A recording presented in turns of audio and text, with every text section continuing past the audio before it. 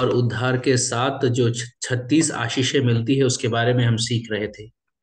Last we had looked in almost 11 blessings. हमने 11 आशीषों को देख लिया है। Today we are going to learn about only one blessing, आज हम एक आशीष के बारे में सीखने वाले हैं। that God became our Father. परमेश्वर हमारा पिता बन गया। When Jesus taught that prayer, he told his disciples to start their prayer as our Father in heaven. Address God as Father.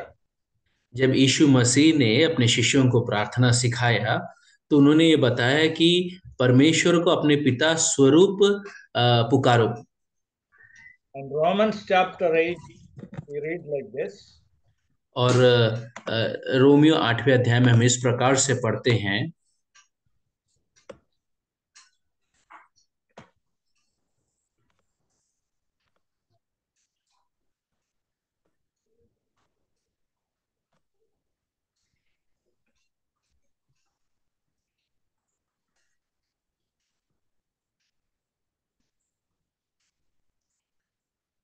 Verse 15. 15वां आयत। क्योंकि तुम क्योंकि तुमको दासत्व की आत्मा नहीं मिली है कि फिर भयभीत हो, परंतु लेपालकपन की आत्मा मिली है, जिससे हम हे अब्बा हे पिता कहकर पुकारते हैं। So a servant who works in the home calls generally the man of that house as father. जो सेवक घर में काम करता है या नौकर जो काम करता है वो अपने घर के मालिक को पिता रूप से पुकारता है। So here it says it is the spirit of bondage. यहाँ कहता है वो दासत्व की आत्मा है, But the spirit of adoption, लेकिन लेपालकपन की जो आत्मा है, when a child is adopted to a family, जब एक बच्चे को एक परिवार में ग्रहण कर लिया जाता है, father child, father son relationship come to existence. एक पिता पुत्र पुत्र पिता का संबंध वहां उत्पन्न हो जाता है। So we are adopted into the family of God. हमें मसीह के परिवार में अपनाया गया है। And John 1 told, as many as received him, to them God gave the right to become the children of God. यूहन्ना 1:12 के अनुसार जितनों ने उन्हें ग्रहण किया उसे उन्होंने पुत्र होने का अधिकार दिया है। So we became the children of God by receiving Jesus Christ as our Savior. हम परमेश्वर के संतान प्रभु यीशु मसीह को उद्धारकर्ता के रूप में ग्रहण करने के कारण बन गए हैं। At the same time, God became our Father. उसी समय परमेश्वर हमारा पिता बन गया। And we need to know what a great thing it is to call the Creator, the Controller, the Sustainer, the owner of everything became our Father. और ये जानना कितना जरूरी है कि इस सृष्टि का रचयिता, निर्माता, नियंत्रक, अनुरक्षक हमारा परमेश्वर बन गया है, हमारा पिता बन गया है। Hebrews chapter 12 we read like this. इब्रानियों 12वें अध्याय में हम इस प्रकार से पढ़ते हैं। Verse 9. 9 आयत। Furthermore, we have had human fathers who corrected us, human fathers, our own fathers, and we paid them respect. Shall we not much more readily be in subjection to the Father of spirits and live? फिर Verse जबकि 10, हम sorry please.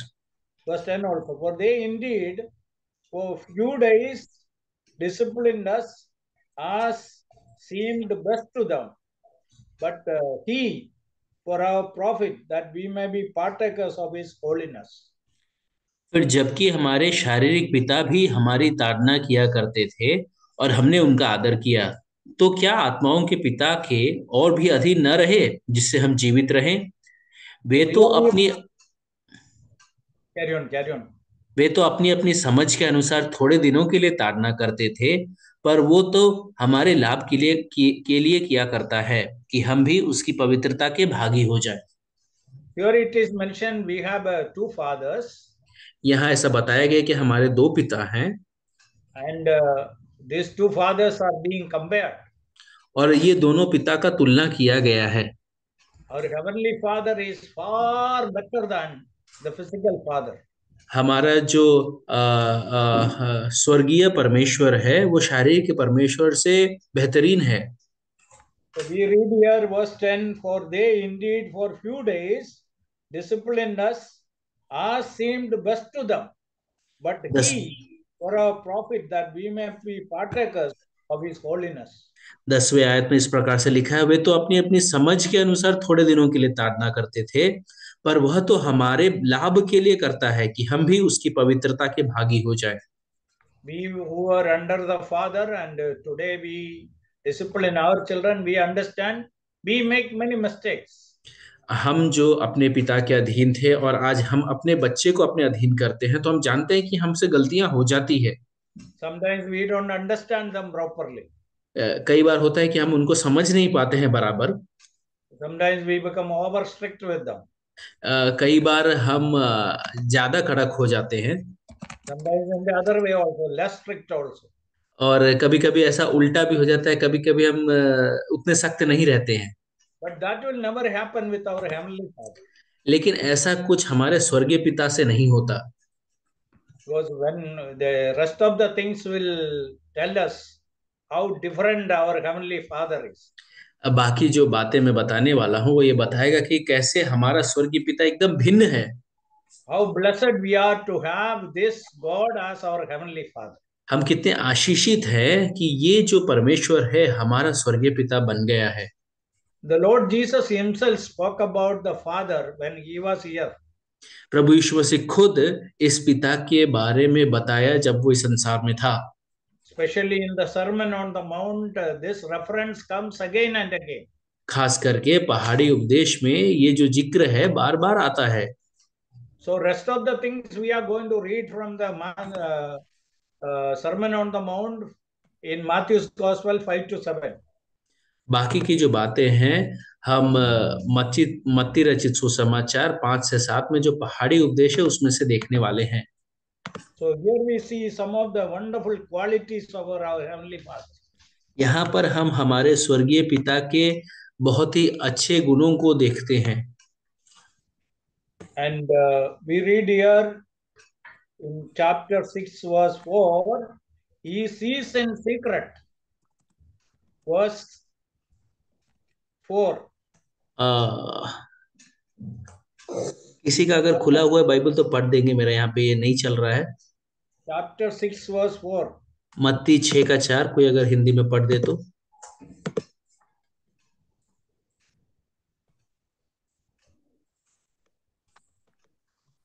कोई सुन पा रहे हैं? हाँ भाई, ताकि ताकि तेरा दान गुप्त रहे और जब तेरा पिता जो गुप्त में देखता है तुझे प्रतिफल देगा। Okay.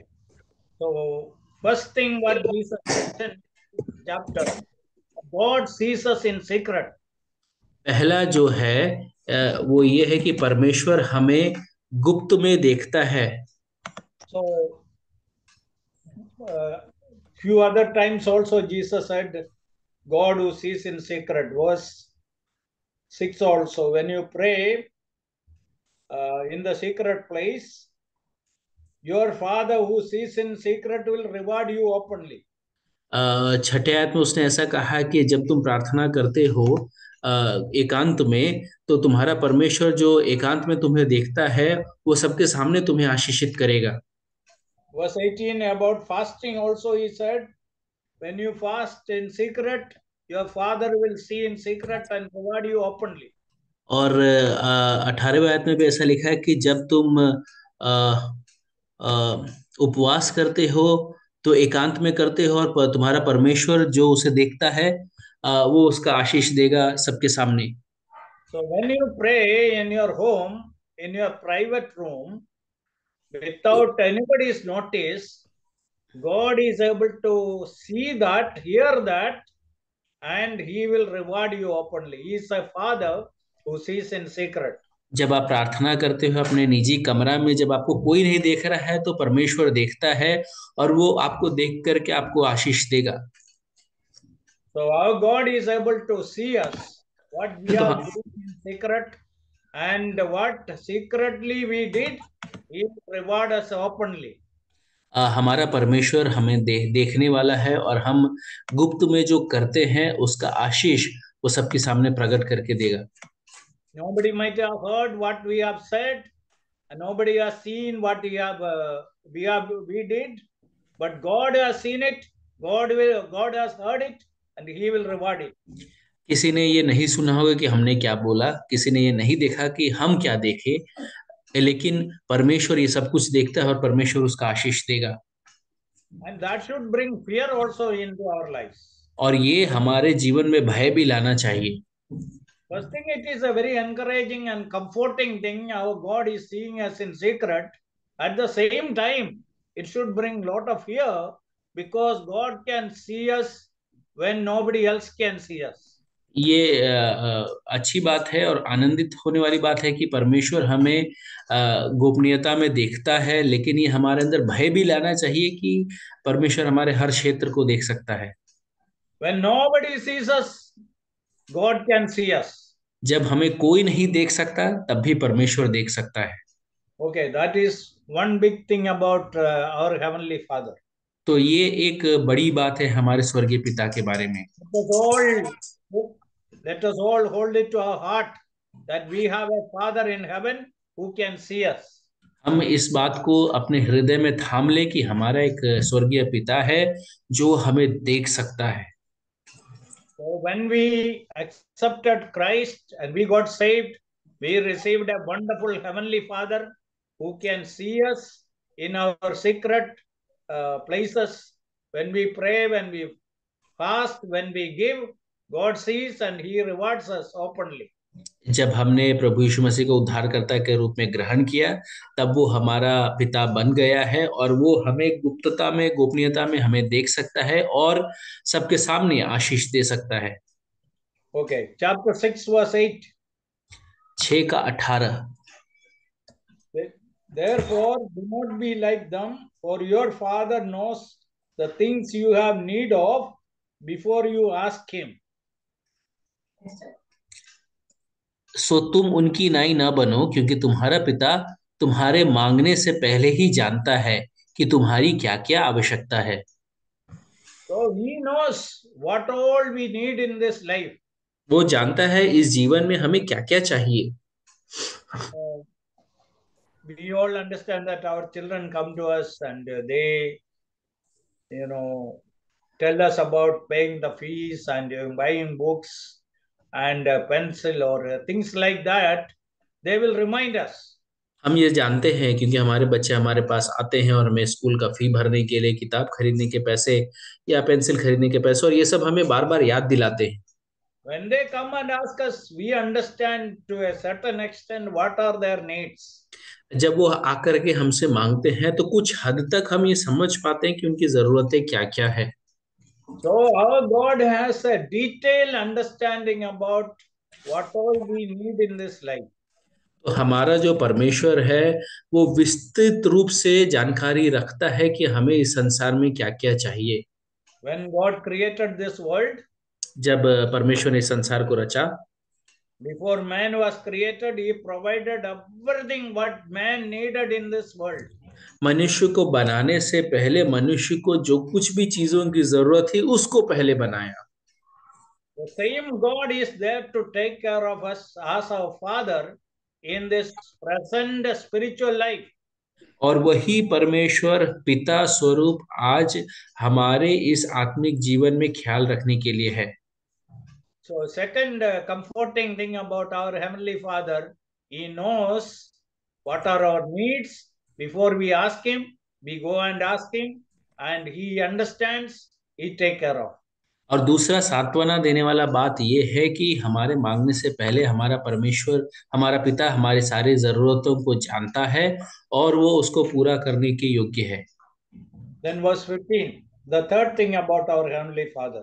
और तीसरी बात हमारे स्वर्गीय पिता के बारे में 15वां आयत। 6:14 we read like this: If you do not forgive men their trespasses, neither will your Father forgive your trespasses. और यदि तुम मनुष्यों के अपराध क्षमा ना करोगे तो तुम्हारा पिता भी तुम्हारे अपराध क्षमा ना करेगा। We all know that forgiving is a very difficult thing. हम सब ये जानते हैं कि क्षमा करना बड़ा कठिन बात है। And people might have offended us, and to forgive them is a very difficult thing. लोगों ने हमें अपमानित किया होगा, कुपित किया होगा, लेकिन उनको क्षमा करना बड़ा कठिन बात है। But when we came to the Lord, लेकिन all the sins we committed till that moment, God forgive completely. लेकिन जब हम प्रभु के पास आते हैं, उस क्षण तक हमने जो भी पाप किए थे उसी समय प्रभु उसका क्षमा कर देते हैं। And from that day onwards, continuous forgiveness. और उस दिन से लेकर के निरंतर क्षमा। Psalm 123 we read like this: भजन 119 में हम इस प्रकार से पढ़ते हैं, Bless the Lord, O my soul, and forget not his benefits. हे मेरे मन यहोवा का धनिक है और उसको किसी भी उपकार को ना भूलना। And what are the benefits? Number one, he forgives our iniquities. और क्या क्या आशीष है? पहला, वो हमारे पाप को क्षमा करता है। So God forgive all our sins. प्रभु हमारे सारे पाप को क्षमा करता है। Even from that day of salvation onwards, keep on forgiving all उद्धार our mistakes. उद्धार के उस क्षण से लेकर के वो हमारा निरंतर क्षमा करता रहता, हमारे सारे पापों का क्षमा करता है। We understand that Peter miserably failed, denied the Lord 3 times. हम ये समझते हैं कि पतरस एकदम हार गया और प्रभु का तिरस्कार 3 बार किया, बुरी तरह हार गया। He has taken his old net and boat and went for fishing. वो अपना पुराना जाल को लेकर के आया और वापस मछली पकड़ने गया। He has taken 6 more apostles with him. और 6 और प्रेरितों को लेकर के अपने साथ गया। But Jesus went after him. लेकिन यीशु मसीह उसके पीछे गया। And he went there to restore him back. और वो इसलिए वहां गया ताकि उसको पुनः स्थापित कर सके। First of all, to forgive all his mistakes. सबसे पहला कि उसका सारे पाप को क्षमा करे। And on the day of Pentecost, और पेंतिकोस के दिन by his preaching, 3,000 souls came to know the Lord. और वचन का सेवकाई के दौरान 3,000 लोग प्रभु को जानने पाए। Because God was ready, Jesus was ready to forgive him. और ये सब कुछ इसलिए हुआ कि यीशु मसीह उसको क्षमा करने के लिए तैयार था। So our heavenly Father is willing to forgive our mistakes even today also. हमारा जो स्वर्गीय पिता है आज भी हमारे पाप को क्षमा करने के लिए तैयार है। However big our mistakes are, if we are ready to confess, he is ready to forgive. हमारे गलतियां कितनी भी बड़ी क्यों ना हो, यदि हम मानने के लिए, कबूल करने के लिए तैयार हैं तो वो माफ करने के लिए भी तैयार है। So first John chapter 1 verse 9, it is clear. पहला यूहन्ना 1:9 एकदम साफ रीति से हमें ये समझाता है। If we confess our sins, he is ready to forgive and cleanse us from all iniquities. यदि हम अपने पापों को मान ले तो वह हमारे पापों को क्षमा करने और हमें सब अधर्म से शुद्ध करने में विश्वास योग्य और धर्मी है। All what God wants is sincere confession. सिर्फ परमेश्वर यही चाहता है कि हम सही रीति में कबूल कर ले। A servant of God said like this. एक परमेश्वर के दास ने इस प्रकार से कहा, God not only forgives, he forgets also. परमेश्वर सिर्फ क्षमा नहीं करता पर वो भूल भी जाता है। In Hebrews we read, God says that I will remember your sins no more. इब्रानियों में परमेश्वर कहता है कि मैं तुम्हारे पाप को फिर कभी ना याद करूंगा। That is not possible with us. ये हमसे संभव नहीं है। Once in a while we just remember or remind ourselves about others' mistakes. बीच बीच में हम अपने आप को दूसरों की गलतियों को याद दिलाते हैं। We might have forgiven, but we cannot forget. हम हो सकता है क्षमा किए हो, पर भूलना मुश्किल है। But how good is our God? He can forgive and forget. हमारा परमेश्वर कितना अच्छा है, वो क्षमा भी करता है और भूल भी जाता है। And all the sins which are forgiven, He will never recall. और सारे पाप जो उसने क्षमा किए हैं वो पुनः कभी न याद करेगा। Then we go to the fourth thing here about the Heavenly Father, और चौथी बात जो हमारे स्वर्गीय पिता के बारे में है, chapter 6, verse 26. छठे अध्याय के 26वें आयत में है, आकाश के Look at पक्षियों, सॉरी सॉरी read. अंकल, आकाश के पक्षियों को देखो, वे न बोते हैं न काटते हैं और न खत्तों में बटोरते हैं, तो भी तुम्हारा स्वर्गीय पिता उनको खिलाता है। क्या तुम उनसे अधिक मूल्य नहीं रखते? Okay. Who feeds the birds in the air? आकाश के पक्षियों को कौन खाना देता है? It is not said that God feeds. ये ऐसा नहीं बताया गया कि परमेश्वर खिलाता है। True that God is feeding them. ये सच है कि पिता उनको खिलाता है, What did Jesus say? लेकिन प्रभु ने, यीशु मसीह ने क्या कहा? Your heavenly Father feeds them. तुम्हारा स्वर्गीय पिता उनको खिलाता है। If He knows how to feed, your Father knows how to feed the birds of the air. How much more? That is what Jesus asked. तो ये वो कह रहा है कि यदि तुम्हारा स्वर्गीय पिता आकाश के पक्षियों को खिला सकता है, तो तुम उनसे कितने अधिक मूल्यवान हो। These birds don't do any work to make food, ये जो पक्षियां हैं खाना बनाने के लिए मेहनत नहीं करते, whereas man has to do a lot to get his food from the earth. लेकिन मनुष्य को बहुत मेहनत करना पड़ता है इस धरती से खाना के लिए। And we are created like that, so God expects us to work. हम उस प्रकार से बनाए गए हैं, इसलिए परमेश्वर ये चाहता है कि हम उस प्रकार से कार्य करें। But these birds, they cannot do work as man does. लेकिन ये जो पक्षियां हैं मनुष्य के समान काम नहीं कर सकते हैं। But God has made arrangements for its food. लेकिन परमेश्वर ने उसके खाने का व्यवस्था किया है। The Creator is concerned about the need of all His creatures. जो सृष्टि करता है अपने सारे सृष्टि के बारे में चिंता करता है। So this Creator is our Heavenly Father. ये जो सृष्टि करता है हमारा स्वर्गीय पिता है। Innumerable birds are fed every day by our Heavenly Father. अनगिनत पक्षियों को हमारा स्वर्गीय पिता खिलाता है। So Jesus is asking how much more He will feed you, take care of you. तो यीशु मसीह पूछ रहा है, क्या तुम इनसे कितने अधिक मूल्यवान हो? क्या तुम्हें वो और अधिक ना खिलाएगा? Why did He say this about to His disciples? क्यों उसने अपने शिष्यों को ये कहा? Said, don't worry about what you will drink, what you will eat, what you will put on. You don't need to worry. Your Heavenly Father knows how to feed all these birds. He will take care of.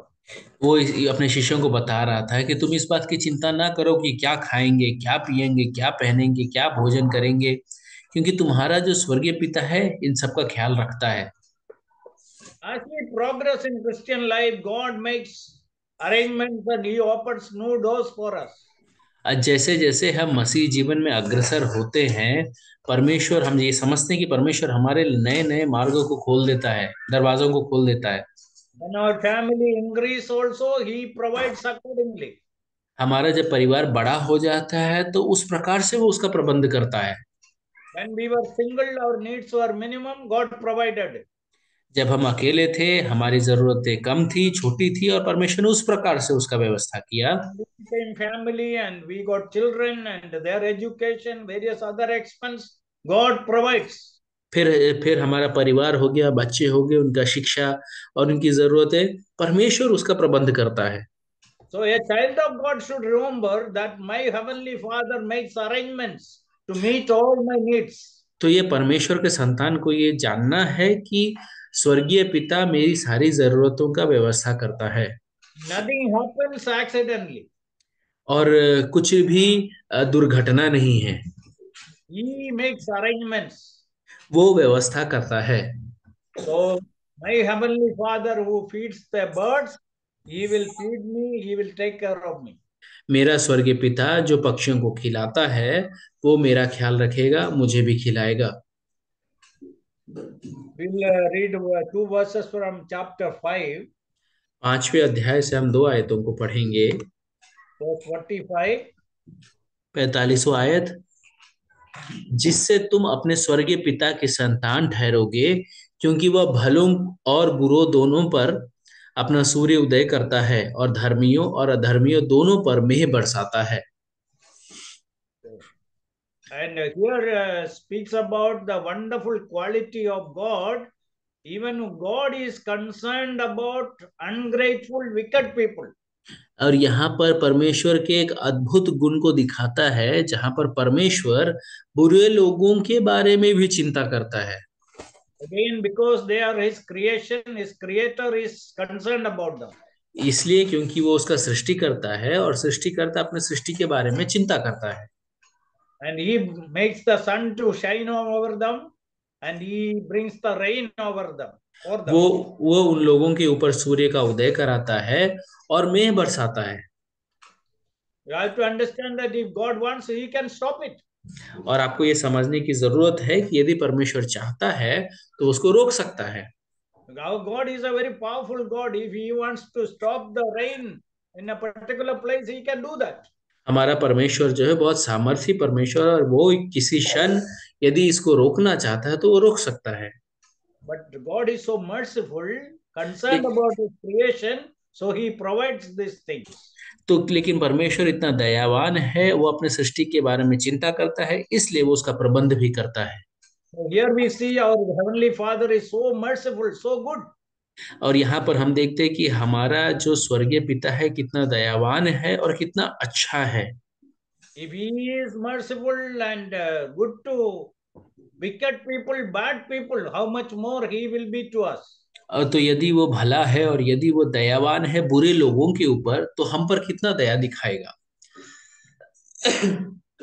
Verse 48 from the same chapter, chapter 5. 48वां आयत उसी अध्याय से, 5वां अध्याय। इसलिए चाहिए कि तुम सिद्ध बनो जैसा तुम्हारा स्वर्गीय पिता सिद्ध है। Our Heavenly Father is perfect. हमारा स्वर्गीय पिता सिद्ध है। What does it mean? He is absolutely balanced. उसका तात्पर्य ये है कि वो पूर्णतः बिल्कुल भी संतुलित है। We understand that God has essential qualities.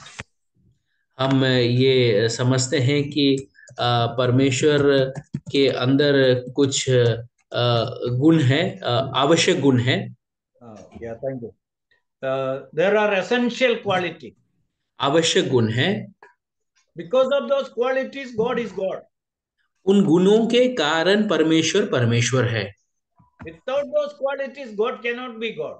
और उन गुणों के बिना परमेश्वर परमेश्वर नहीं हो सकता है। Anybody claims he is God, he has to prove that he has these 5 essential qualities. और यदि कोई बोलता है कि मैं परमेश्वर हूं, तो उसको ये प्रमाण देना पड़ेगा कि ये 5 गुण उसके अंदर है। Those 5 qualities are eternal, ये जो 5 गुण है, वो पहला है अनंत या शाश्वत, दूसरा है हर जगह उपस्थित, and omniscient, he knows everything. और सब कुछ सर्वज्ञानी। हाँ, सर्वज्ञानी। He is omnipotent, he is able to do everything. वो सर्वशक्तिमान है, वो सब कुछ कर सकता है। And he is omnipresent, present everywhere. वो हर जगह सर्वव्यापी है, वो हर जगह है वो। Then finally he is unchangeable God. और आखिरकार वो ना बदलने वाला परमेश्वर है। Then he has moral qualities. और फिर उसके अंदर नैतिक गुण है, धार्मिक गुण, धार्मिक गुण है। And in moral qualities, God is balanced. और धार्मिक गुणों में भी परमेश्वर एकदम संतुलित है। And then one side God is good, एक तरफ परमेश्वर भला है, अच्छा है, the other side God is holy. दूसरे ओर परमेश्वर पवित्र है। Because He is good, He loves us, He cares for us, concerned about us, and provides for us everything because He is a good God. क्योंकि वो भला है, वो हमारे बारे में चिंता करता है, हमारा ख्याल रखता है, हमारे लिए प्रबंध करता है, क्योंकि वो भला परमेश्वर है। On the other side, He is a holy God, He is a righteous God, and He will be strict with us. When we do wrong, He will correct us, and He will try to lead us in holiness. और दूसरी ओर वो पवित्र परमेश्वर है, वो धर्मी परमेश्वर है और हमें धर्म के मार्गों में चलाता है, क्योंकि वो पवित्र परमेश्वर है। So our God is a perfect God. तो हमारा जो परमेश्वर है वो सिद्ध परमेश्वर है, And all these wonderful qualities in Him are balanced. और ये सारे जो गुण है उसके भीतर एकदम संतुलित है। And here Jesus saying that as your heavenly Father is perfect, you also become perfect. यीशु मसीह ये कह रहा है कि जैसे तुम्हारा स्वर्गीय पिता सिद्ध है, तुम भी सिद्ध बनते जाओ। So when we contact people, when we come in contact with people, we should be always balanced. तो जब हम लोगों से मिलते हैं, संपर्क करते हैं, तो हमें भी एकदम संतुलित होना चाहिए। So then we see in other two more qualities about our Heavenly Father. हम दो और गुणों को हमारे स्वर्गीय पिता के बारे में देखेंगे। Chapter 6, 1, 4 and 6, which we read there, but the word is our Heavenly Father rewards. छठा अध्याय उसका पहला आयत जो हमने पढ़ा था कि हमारा स्वर्गीय पिता दान प्रतिफल देने वाला परमेश्वर है, पुरस्कार देने वाला परमेश्वर है। Verse 4 we read, a father who sees in secret will reward you openly. Reward. चौथे आयत में हम पढ़ते हैं ताकि तेरा दान गुप्त रहे और जब तेरा पिता जो गुप्त में देखता है तुझे प्रतिफल देगा। Then again verse 6 we read, when you pray secretly, he will see it and reward you openly. और छठे आयत में, परंतु जब तू प्रार्थना करे तो अपनी कोठरी में जा और द्वार बंद करके अपने पिता से जो गुप्त में है प्रार्थना कर, और तब तेरा पिता जो गुप्त में देखता है तुझे प्रतिफल देगा। Then verse 18 again we read that when you fast secretly, your father who sees in secret will reward you openly. 18वें आयत में जब तुम उपवास करते हो तब तुम्हारा पिता प्रतिफल देगा। When we do the right thing in the right place, in the right way, God will give us rewards. जब हम सही चीज सही समय पर और सही तरीके से करते हैं तब परमेश्वर हमें प्रतिफल देता है। So how important spiritual activities should be done in secret before it is brought to public. तो लोगों के सामने लाने से पहले आत्मिक कार्यों को गोपनीयता से करना है। Various times what happens, many people who can preach well, pray well, when it comes to their secret prayer and secret fellowship with God, they are not good as much as they are in the pulpit. कई बार ऐसा होता है कि जो लोग अच्छा भाषण दे सकते हैं, अच्छे से प्रार्थना कर सकते हैं, उनका जो निजी समय जो परमेश्वर के साथ बिताना है वो उतना अच्छा नहीं है जितना कि वो स्टेज पर होते हैं।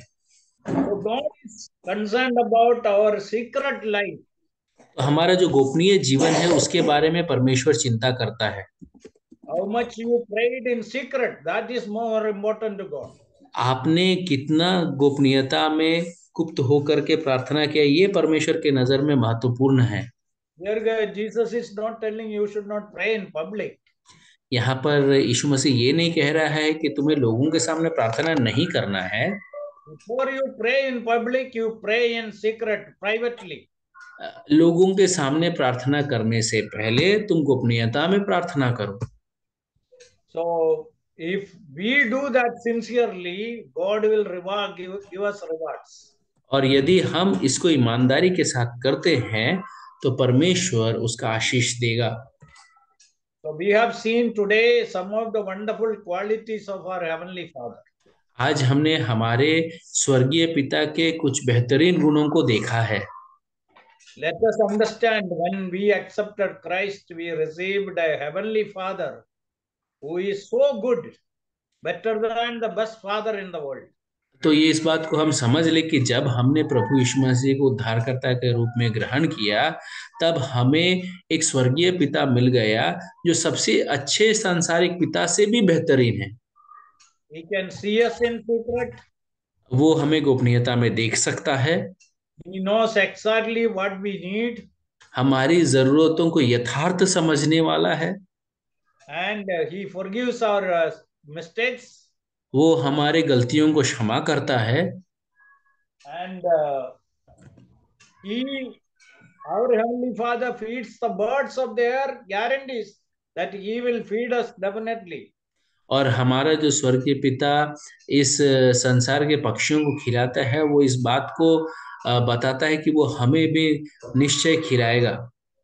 Now from chapter 7 we will read one more verse and I will close. 7वें अध्याय से एक और आयत को पढ़ेंगे और फिर मैं समाप्त कर दूंगा। Verse 11. 11वां आयत। सो जब तुम बुरे होकर अपने बच्चों को अच्छी वस्तुएं देना जानते हो, तो तुम्हारा स्वर्गीय पिता अपने मांगने वालों को अच्छी वस्तुएं क्यों न देगा। Okay. Again Jesus is saying, if you being evil know how to give good gifts to your children, how much more will your Father who is in heaven give good things to those who ask him. That means we as parents know how to give good things to our children. How much more the Heavenly Father? इसका कहने का मतलब है कि हम जो बुरे होकर के भी अपने बच्चों को अच्छा वस्तुएं देना जानते हैं, तो स्वर्गीय पिता कितना अधिक देगा। So as parents we may have various limitations.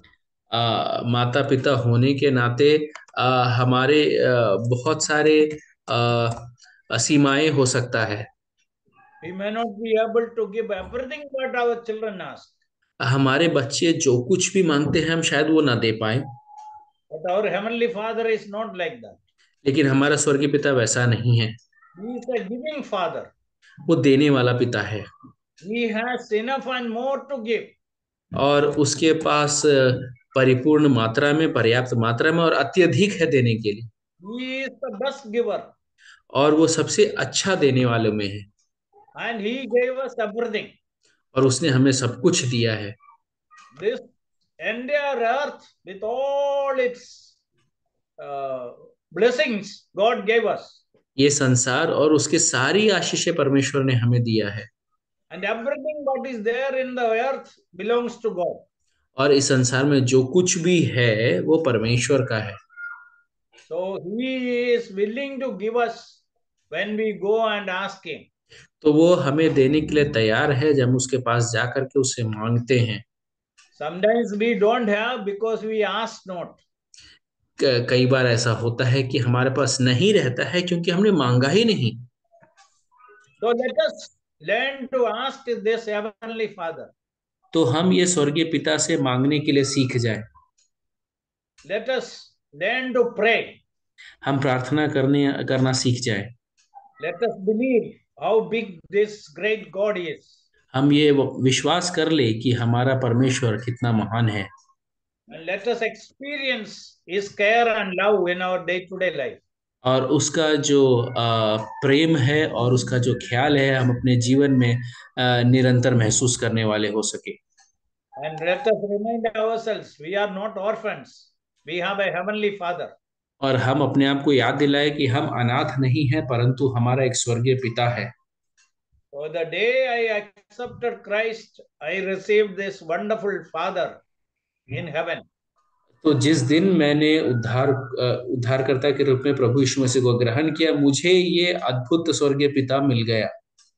and He is there to take care of me in all the detailed needs of my life. और वो मेरे जीवन के हर एक जरूरतों में मेरा ख्याल रखने के योग्य है। So let us trust in Him and experience in our day-to-day life how good this Heavenly Father is. तो हम उसमें अपने विश्वास को बढ़ाएं और याद रखें कि ये स्वर्गीय पिता कितना भला है। May the Lord bless these words. परमेश्वर इन वचनों पर आशीषित करे, वचनों को आशीषित करे।